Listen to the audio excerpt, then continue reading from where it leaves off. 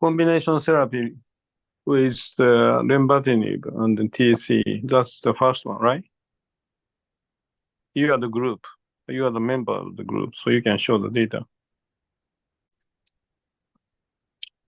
The type is lenvatinib in combined with the TSCE for unsuitable HCC. So we can see China has a high disease overall of the HCC, the high disease burden and their flooded characters and the poor prognosis. So we can see from the CNLC the test can perform the strategy 1B to strategy 3A. So the bridge study, in China, the test was the most common first and second treatment for HCC. But the new treatment strategies are urgently needed with limitation for interventional therapy alone. So we can the limitation of the interventional therapy. So we can see that systemic treatment from the sorafenib and lenvatinib and the PD-L1. So we can see the systemic treatment for advanced HCC. The efficiency of TACE and sorafenib therapy in the treatment of advanced HCC are different. That the TACE and sorafenib in the prospective study can see the OS and the PFS don't did. So we can see the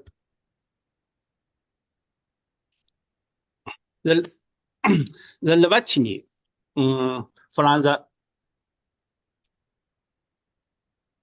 as an initial treatment in the with the intermatch strategy beyond up to 7 criteria, we can see the lenvatinib group, the ORR was over 70, the ORR 70. So this is our schedule diagram, including criteria the 120 patients. The test plus lenvatinib is 60, and the test alone is 60. The study endpoint was the ORR, PFS, and OS. This is the baseline. We can find the two groups are equally. So the survival outcomes, the OS and the PFS were longer for patients in the TACE and the lenvatinib group than the TACE group alone. And the OS was longer for patients in the TACE and the lenvatinib group than for those in the TACE group in total population and subgroup analysis.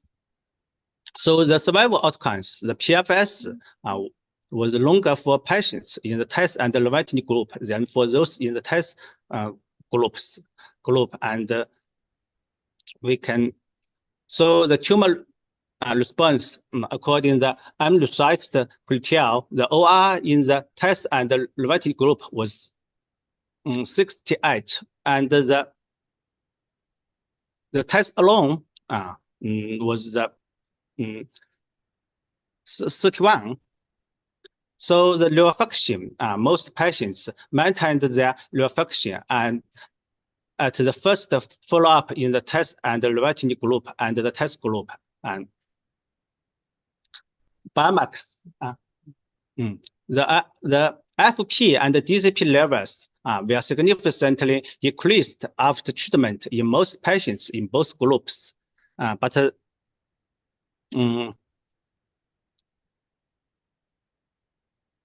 So the addition of lenvatinib to TACE therapy could significantly decrease the but our test sessions required and extend the interval times, which could be helpful for maintaining the real function. We can see the test and the Revetini group, the medial intervention between 100 days, and the test alone in over 70 days.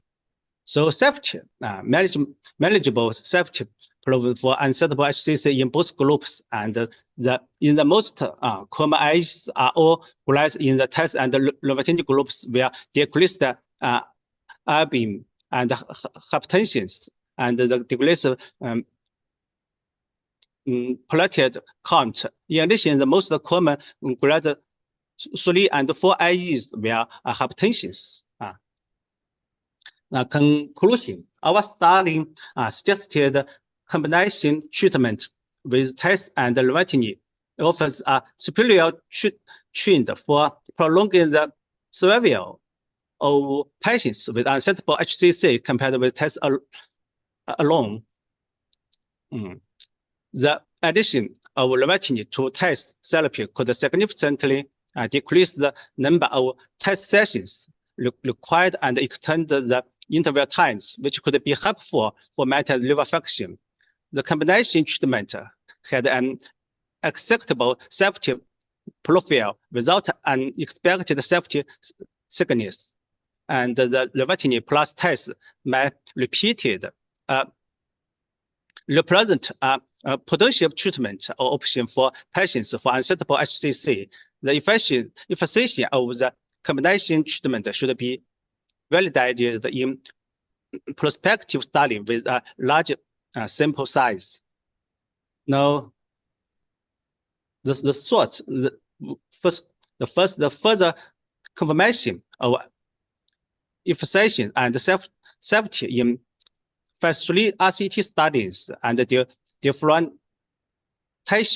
differentiation populations and the timing and order of the combination therapy and the screen advantage groups using biomarkers, and you could provide the efficiency and the safety of triple therapy in the area of immunotherapy.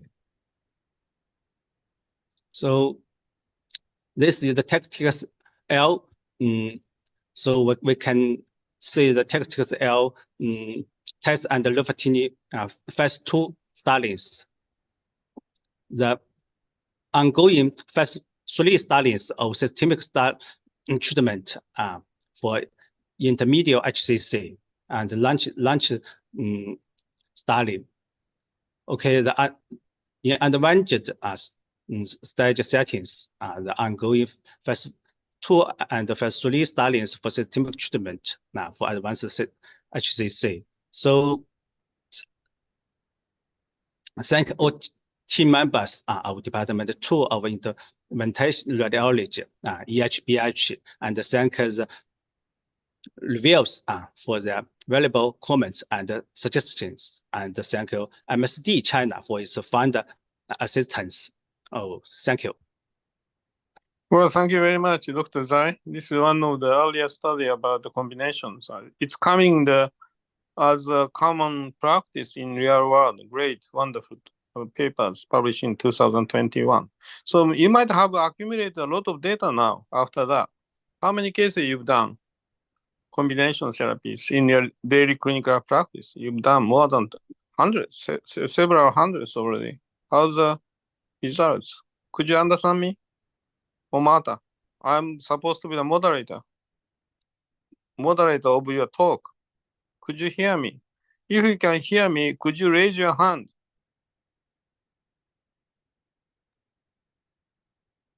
You couldn't hear me? 你听到 Professor Mata 的声音吗？没听明白他的提问。没有，他现在问你，你做了多少例了？你现在刚刚提了120例嘛，那么现在总共你肯定不止120例了。Yes, Professor, try to translate. Yes. The test plus Revetini, I think over 100, 1,000. Okay, 1,000. Yeah. Now most nearly this 2 years, I think the most patient we can perform test and Luvatinib and PD-1. All right. Okay. So changing the paradigms a lot. Thank you very much. 谢谢. Thank you. Yeah, yeah, Professor Shina, you want to make a few comments, and I would like to hear others. Professor Shina is around. Professor, yes. Yes. So, of course, we are very much interested in the combination, but in my point, so we are very much interested in the combination of systemic therapy and ablation. Yeah, like the so combination of TACE and systemic therapy may prolong the life, but we try to get the complete cure, absolute cure of the tumor, like the surgeons try to do the conversion surgery, like that. So conversion therapy from the systemic therapy to surgery. We would like to try to convert the resectable, unablatable HCC to ablatable HCC and to get the absolute cure of the case of the patient. Yeah, thank you very much.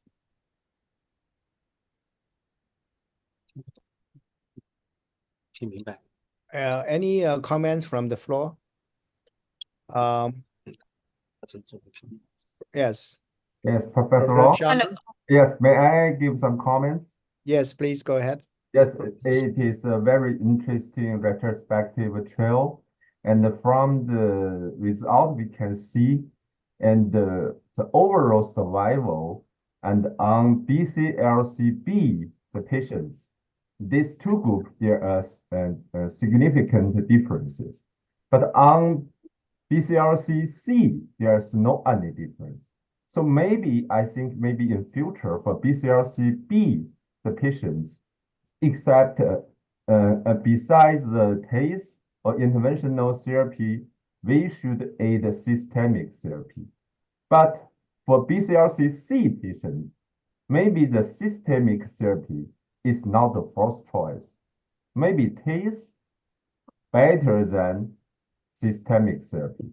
So we can maybe in future and conduct some clinical trial, RCT clinical trial, to compare the systemic therapy with the local therapy for BCLC-C patients. And I just from this trial's result and find a new idea. I'm not sure is that okay. So I hope heard from everybody. Yeah, Professor Mata, you want to make a few comments about the different stages involved in the TACE with systemic therapy?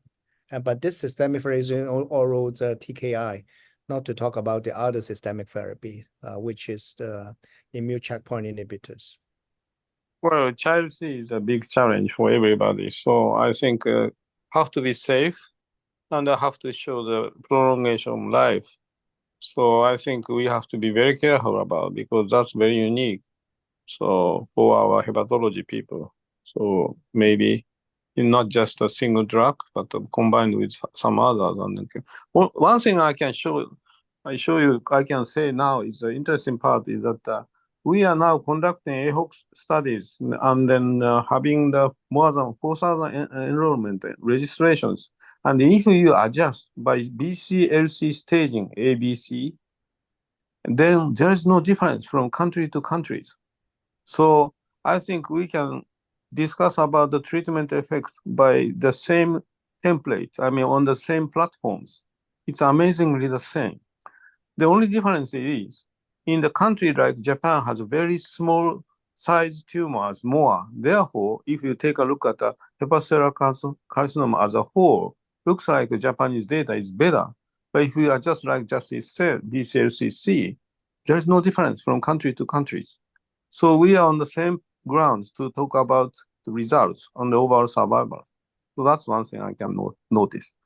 But C is obviously more challenging. Thank you very much. This is a very good comment. So we need to do more work on this area to clarify the issues. Without undue delaying, I think we should move to the second presentation. Can I make a comment, sir? Oh, yeah, sure. Can I Professor make a comment? Sharma. Yes. One Yeah. last comment for you. Yeah, Yeah, before yeah. the door is So, closed. yeah. Good afternoon. I am Dr. Deepti from ILBS Hospital, New Delhi.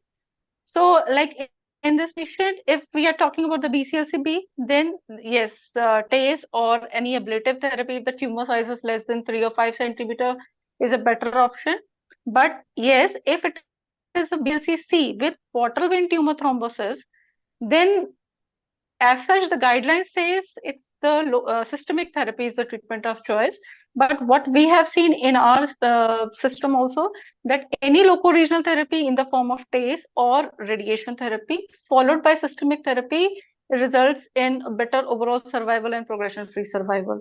So in this study, even they have not quantified how many VP1 and VP2 tumor thrombosis were there. But yes, if VP1, VP2, then TACE followed by systemic therapy. But in case of VP3 and VP4 tumor thrombosis, then one can also opt for this SBRT followed by systemic therapy.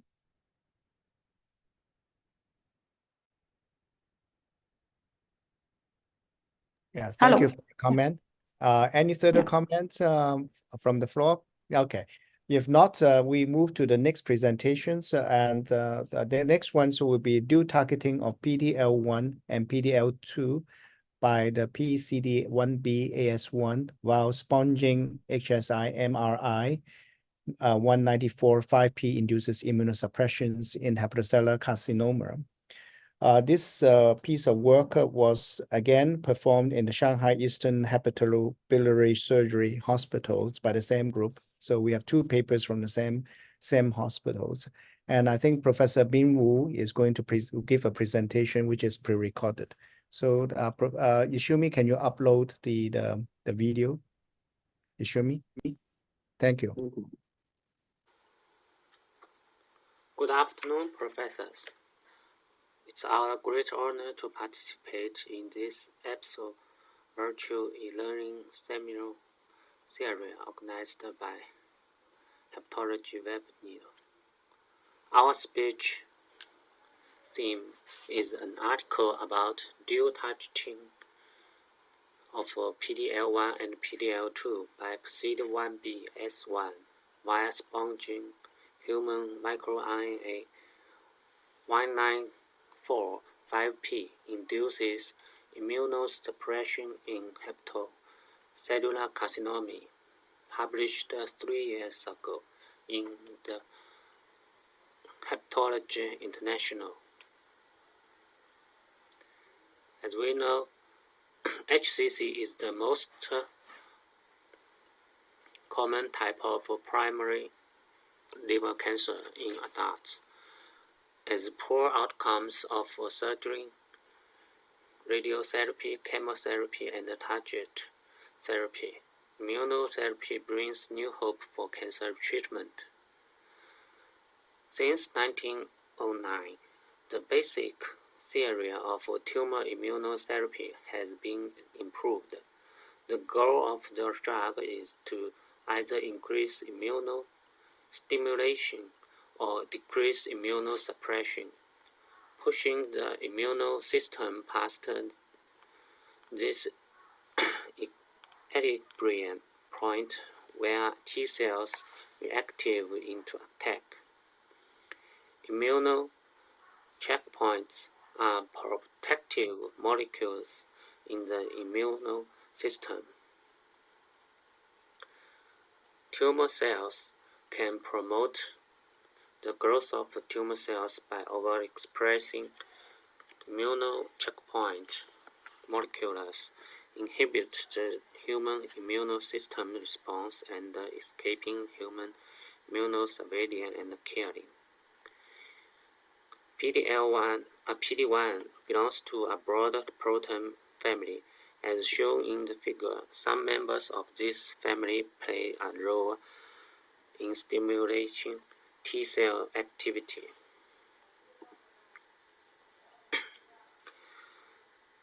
Programmed cell death receptor 1, PD1, is one of the immune checkpoints. PD1 is expressed on active T cells. Interaction between PD1 and its ligands, PDL1 and PDL2, occurs in multiple steps of the immune response. Early papers confirmed that the activation of PD1 or 2 ligand in HCC leads to poor prognosis of liver cancer. Link RNA regulate protein encoding genes from the transcription and post-transcription levels, thus involved in diverse diseases, including cancer. In our study, we identified link RNA PASID1B-S1 as a key regulator for the expression and the function of PDL1 and PDL2 in HCC. Our research question is 1. How are the expression of PD1 ligands, PDL1 or PDL2, regulated in HCC?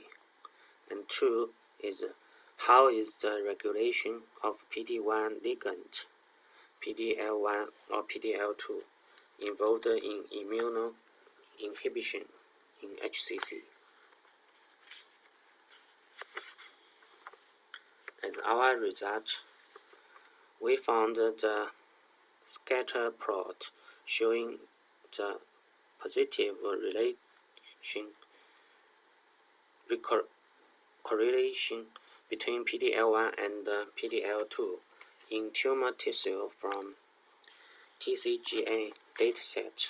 The head map showed the top 10 link RNA which have high correlations with PDL1 or PDL2. There was an overlap of 4 link RNA between PDL1 correlated link RNA and PDL2 correlated link RNA. PASID1BS1 was highly correlated with PDL1 and PDL2 in HCC tissues as well as in normal control tissues. It suggests that PASID1BS1 might be an important regulator of PDL1 and PDL2 in HCC. Thus, we focus on PASID1BS1 in the current study. RNA showed PASID1BS1 expression in cytosol of HER2 and HEPG2 cells. Tuckman assay in HCC tissues and matured control tissues showed that human microRNA 1945P level was significantly reduced in HCC tissues compared to matured control tissues. Scatter plots showed the negative correlation of human microRNA 1945P with PASID1BS1. PDL1 protein level or PDL2 protein level in HCC tissues. PASID1BS1 knockdown reduced the protein level of PDL1 and PDL2 at the same time. In addition, lentiviral overexpression of PSID1BS1 increased the protein levels of PD-L1 and PD-L2 at the same time. In cell transfection with luciferase reporter vector containing PD-L1, co-transfection with human microRNA 1945P inhibitor enhanced the luciferase activity, while mutation of predicted binding site abolished the effect of human microRNA inhibitor. PSID1BS1 knockdown increased human microRNA 1945P levels.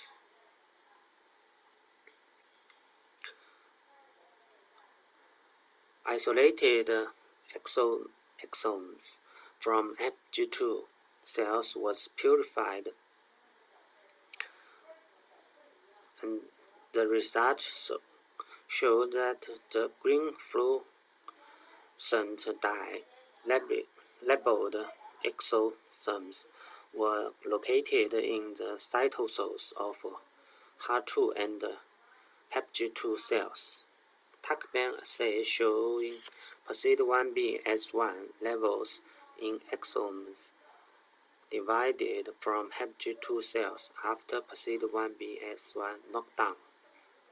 The result shows that exosomes from scramble-infected cells reduced human microRNA 1945P level and increased the protein levels of PD-L1 and PD-L2.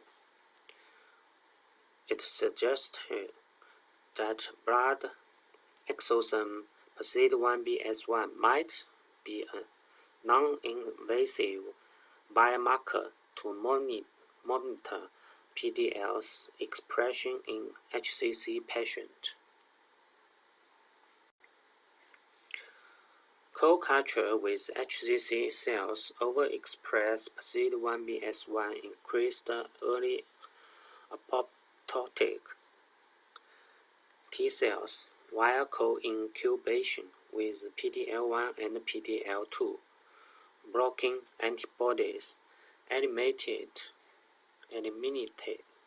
this effect. Labeled exosomes were mainly located in the cytosol of macrophages and T cells.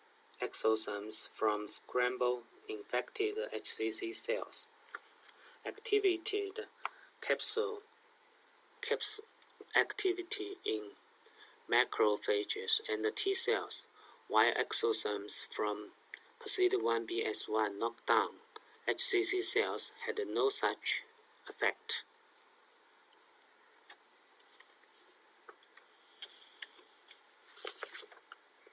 In vivo and in vitro experiments showed PSID1BS1 knockdown inhibited cell proliferance, colony formation, and tumor formation. Western blots and qualifications results showed that mTOR signaling proteins were reduced by PSID1BS1 knockdown. In contrast, pathways like Wnt state notch were not affected.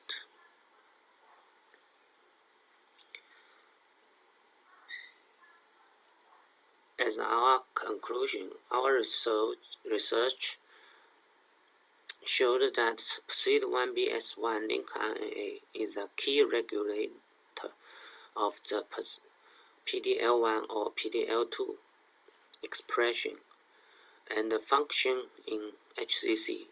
It might be feasible to touch-gene PSID1BS1 in near further to evaluate its therapeutic potential in HCC. Thank you for your listening. Thank you very much. This is a very interesting piece of research signifying the potential new targets for modulating the immunosuppressive effect from the tumor. Any comments from the floor at this point?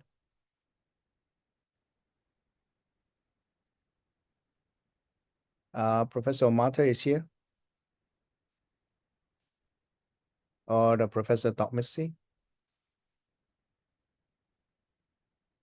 Well, we are moving into the areas where having the immune checkpoint inhibitors in terms of PD-1s and also CTLA-4 dual ICI in tackling the hepatocellular carcinomas in various stages as systemic therapy. And I think that in the future, maybe we can have a new techniques or the molecules which can induce remove the brake on the immune cells on the liver cancer so that we can improve the outcomes of those patients. Now, I understand this is very late in the evenings, and if there is no further comments, I would like to close the sessions and would like to invite you to our next Hepatology International webinars in the very near future. Thank you very much. Well, thank you very much. All right. Thank you. Thank you. Thank you. Bye-bye. George. Thank you very much. Yes. Thank Yes. you. Wonderful. Right. Okay. Dokumeji sensei. Bye-bye.